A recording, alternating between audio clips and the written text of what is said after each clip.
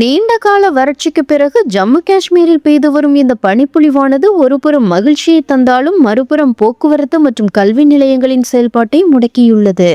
ஸ்ரீநகர் விமான நிலையத்தில் ஓடுதளத்தில் பனி குவிந்ததால் சுமார் 26 விமானங்கள் ரத்து செய்யப்பட்டுள்ளன. இது சுற்றுலா பயணிகள் மற்றும் உள்ளூர்வாசிகளுக்கு பெரும் சிரமத்தை ஏற்படுத்தியுள்ளது. ஜம்மு ஸ்ரீநகர் தேசிய நெடுஞ்சாலை, முகல் சாலை மற்றும் ஸ்ரீநகர் லே நெடுஞ்சாலை ஆகிய 3 முக்கிய வழித்தடங்களும் பனிப்பொழிவு மற்றும் நிலச்சரிவு அபாயம் காரணமாக மூடப்பட்டுள்ளன. குறிப்பாக பனிஹால் பகுதியில் போக்குவரத்து முழுமையாக ஸ்தம்பித்துள்ளது. முன்னெச்சரிக்கை நடவடிக்கையாக ரஜோரி, பூஞ்ச் மற்றும் கதுவா மாவட்டங்களில் உள்ள அனைத்து பள்ளிகளுக்கும் விடுமுறை அளிக்கப்பட்டுள்ளது. வடக்கு காஷ்மீரில் சாலைகளில் குவிந்துள்ள பனிக்கட்டிகளை அகற்ற சுமார் 300 இயந்திரங்கள் ஈடுபடுத்தப்பட்டுள்ளன. சில இடங்களில் 5 அங்குலம் முதல் 1 அடி வரை பனி குவிந்துள்ளதால் மீட்பு பணி சவாலாக உள்ளது.